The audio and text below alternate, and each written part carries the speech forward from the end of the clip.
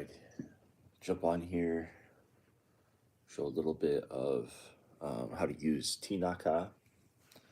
Um, the Tinaka here, um, basically, you can use them as just a force multiplier. It's basically like brass knuckles or any kind of knuckle duster type weapon. Obviously, very sharp and pointy. This is probably a good um, half inch to an inch of point that's gonna like punch in there. It's gonna be really painful and it's gonna be messy. So pretty brutal weapon here. These points probably are not gonna cause as much penetrating trauma, but they are, um, they are pointy, and when you hit certain ways with them, it's gonna cause a lot of damage and pain. So these are not anything to play around with. Anytime you use a weapon to fight with, if for example, if someone were to be charged with an assault and there's a weapon involved, then it's a higher charge. So it could be the difference between like a misdemeanor assault and a felony assault is that you assaulted somebody with a weapon. So a lot of times, you know, you're thinking about defending yourself from somebody, but you know, it may not be seen that way, right? So if it was understood that you could have walked away from the situation, but you fully engaged and you fully were prepared to participate in the fight, and then you got these out and used them in the fight, there's a chance that you could be charged with a felony assault, or if the witnesses or video, there's not video, but the witnesses don't back up your account and what happened, you could get in a lot of trouble. So there's a lot of legal issues when it comes to using weapons, and you need to understand those. You need to understand it's not just as simple as, oh, I'll just carry these around, and if I need to fight, I'll just get them out and mess somebody up. It's like you might end up being jailed on a felony charge, and you might do some serious time. The other person might die, so you don't know. So hello. All right. So in the kata, first movement is you gotta step back and you punch up like that, and that's against somebody who's reaching to kind of grab you. You just punch up under their arms, drive it up, so you're stopping them from being able to grab a hold of you, and you're also inflicting damage to their arms. Then from there, as you knock those up, you can hit to the ribs with this part. Boom, the pointy part here, the very base of the ribs. Boom.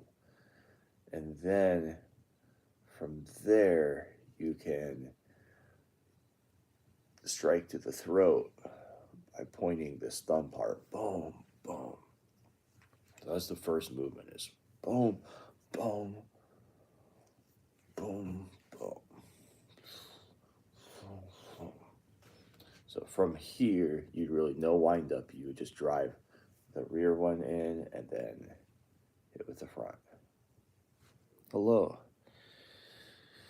So then, next movements are against like blocking punches. So you can block the punch like this. You can intercept and hook, and you're even with the intercept, you can still use this or this. Boom, boom.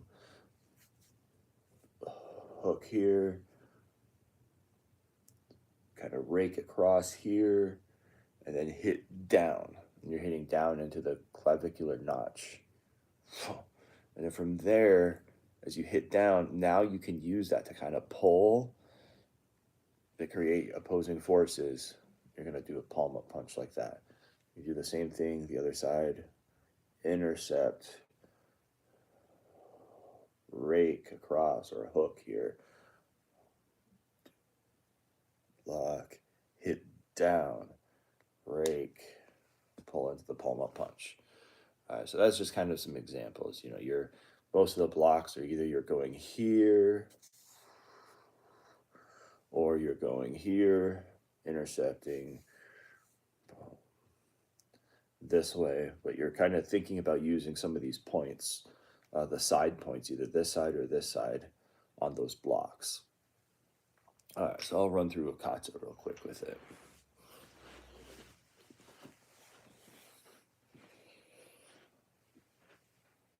So, onegaishimasu.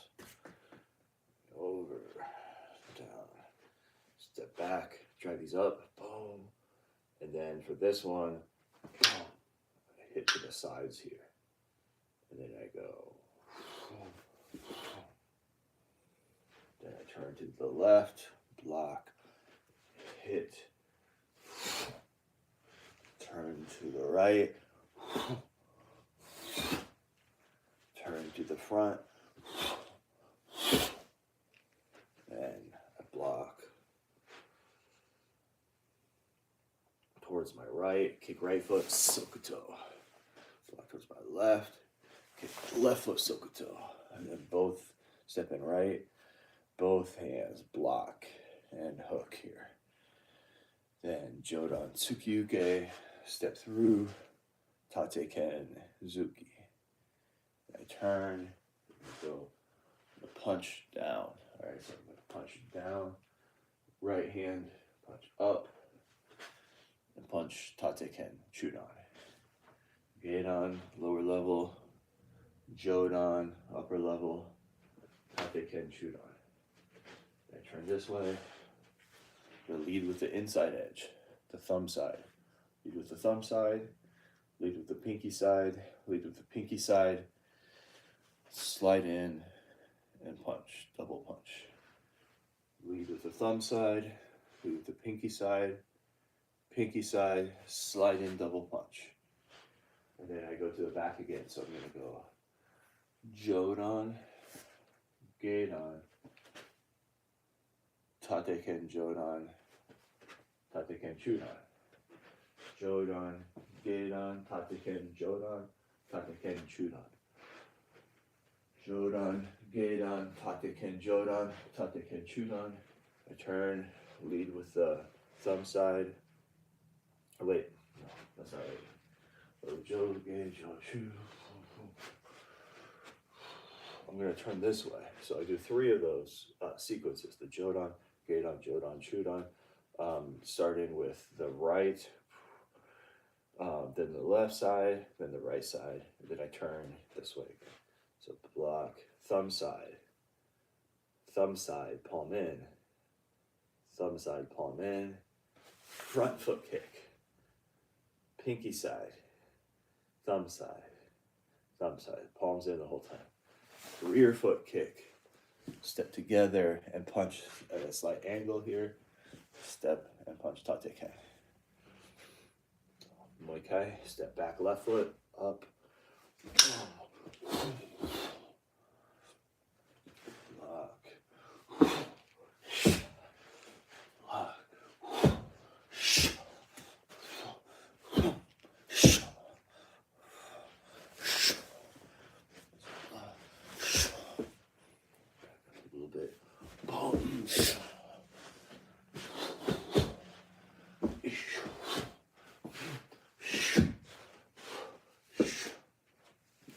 here, there's 3 of these sequences to the back.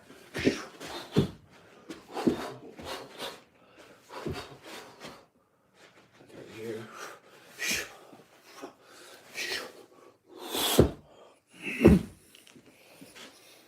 Just like that.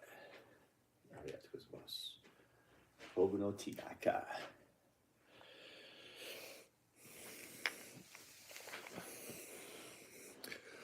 Alrighty then. So practice the Tinaka. Try to understand how to do the blocks, targets for punches. Going to be some of those vital points. You can refer.